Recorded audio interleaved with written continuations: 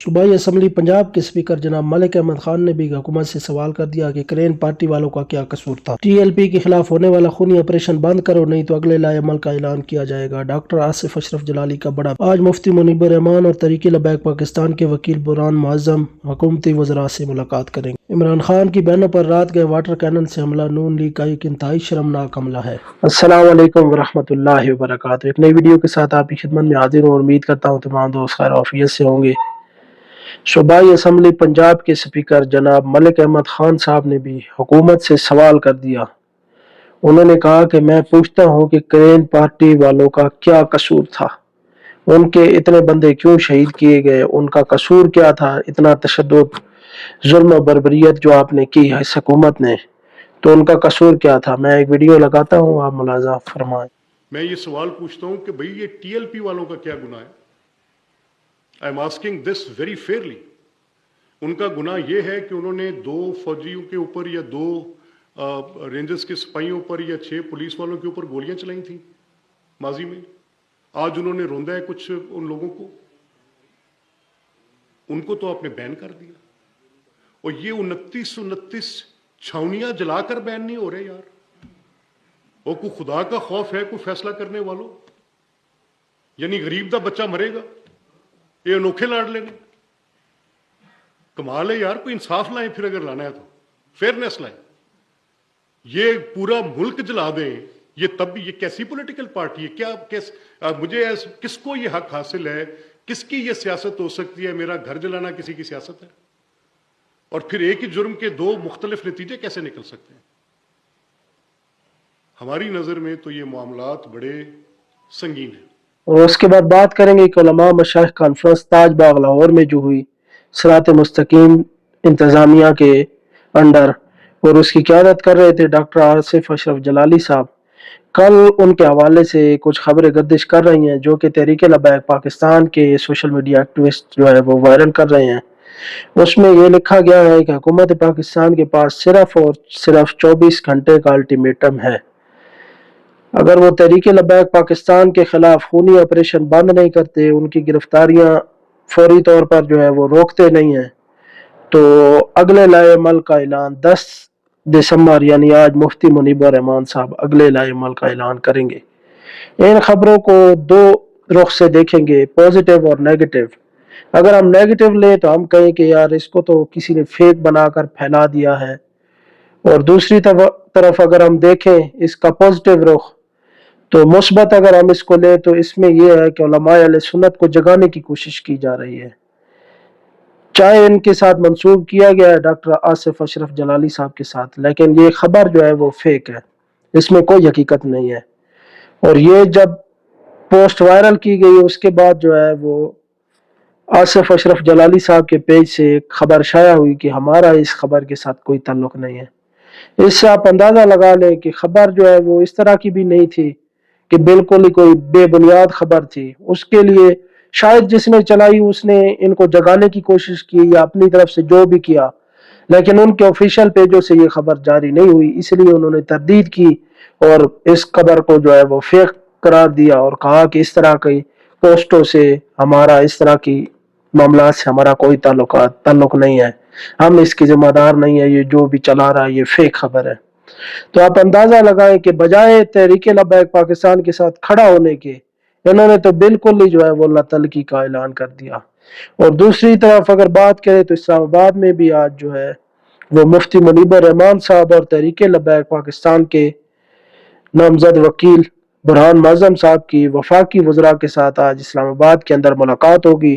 انشاءاللہ قوی امید ہے کہ تحریک لبیک پاکستان کے تمام معاملات آج کی ملاقات میں حل ہوں گے۔ انشاءاللہ امید کرتے ہیں کہ حل ہو جائیں، کیونکہ جس طرح کا خونی آپریشن تحریک لبیک پاکستان کے خلاف کیا جا رہا ہے، اور ثانیہ مرید کے سے کیا 6 اکتوبر سے لے کر اب تک تاحال جو ہے حکومتی کارروائیاں تحریک لبیک پاکستان کے خلاف جاری ہیں، اور ابھی تک جو ہے ظلم و بربریت نہیں رک سکی، ابھی تک جو ہے تحریک لبیک پاکستان کے ساتھ ایک ناروا سلوک کیا جا رہا ہے۔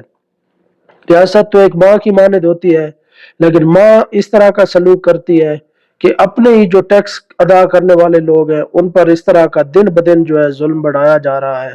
ان کا اتنا بڑا قصور کیا ہے جن کی जो है उनको इतनी बड़ी सजा दी जा रही है।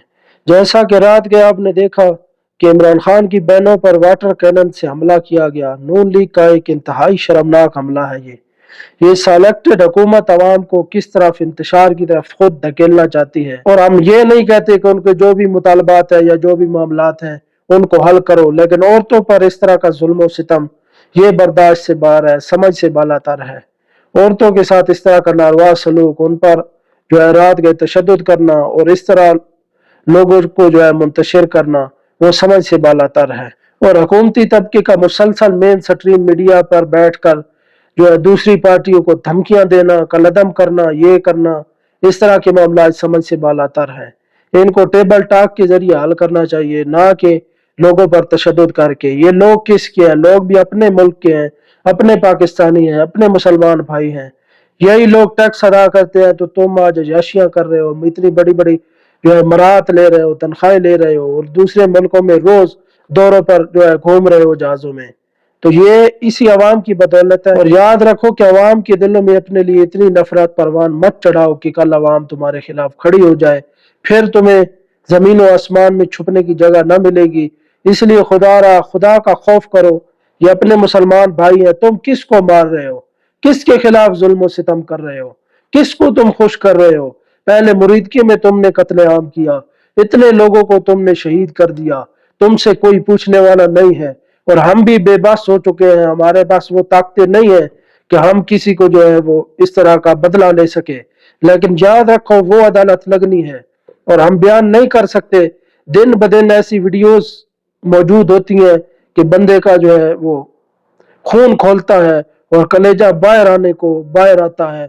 इस तरह के मामला देखकर जो तहरीके लब्बैक पाकिस्तान के खिलाफ नारवा जो है सलूक बरता गया, एक रजिस्टर जमात के साथ इस तरह का सलूक और ऊपर से ताहाल कार्रवाइयां जारी हैं, चादर और चारदीवारी का तकद्दुस पामाल, दिन ब दिन जो है कारकुनान को तशद्दुद का निशाना बनाना, जेल में मार देना गैर इंसानी सलूक है और गैर आईनी और गैर कानूनी जो है ये मामलात कर रहे हैं। लेकिन कोई बात नहीं, इंशाअल्लाह उस अदालत में तो इनको जवाब देना पड़ेगा।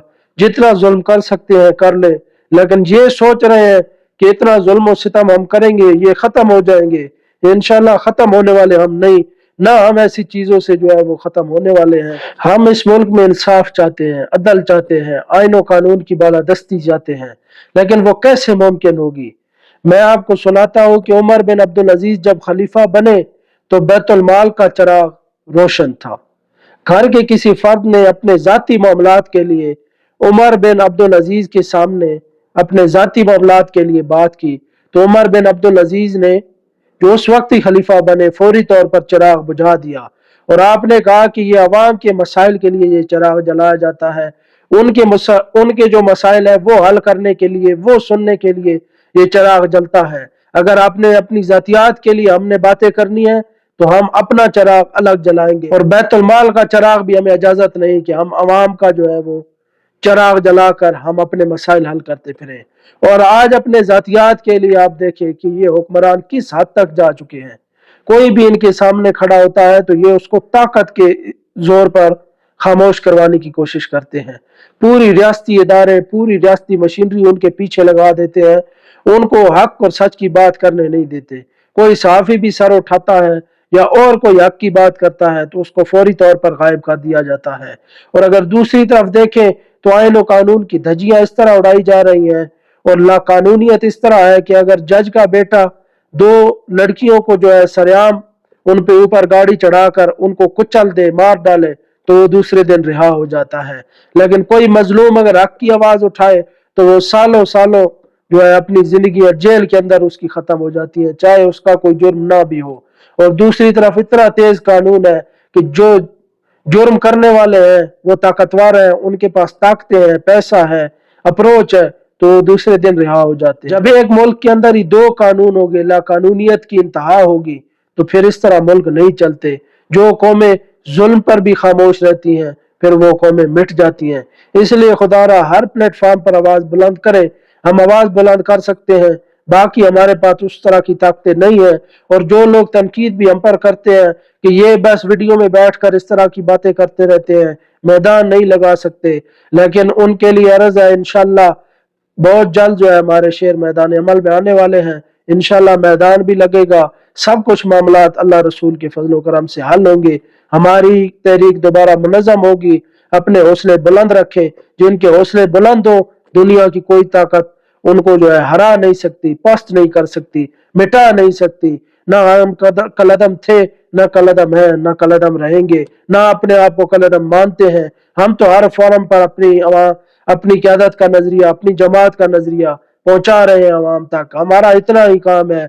और बाबा जी फरमाते थे हमारा काम है मैदान लगाना, बाकी अल्लाह रसूल की मदद आ जाती है। इंशाल्लाह हमारी मदद जरूर आएगी।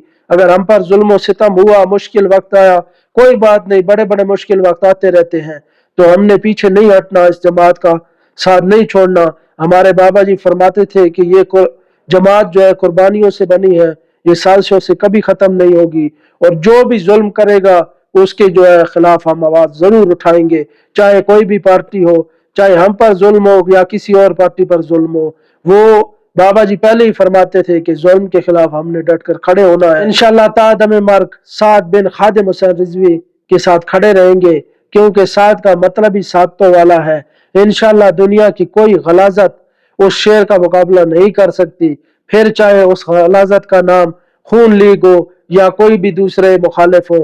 इंशाल्लाह वो शेर जल्द लौटने वाला है। दुआ में याद रखें। मजीद वीडियोस के लिए चैनल जरूर सब्सक्राइब करें। अल्लाह हाफिज़। नासिर।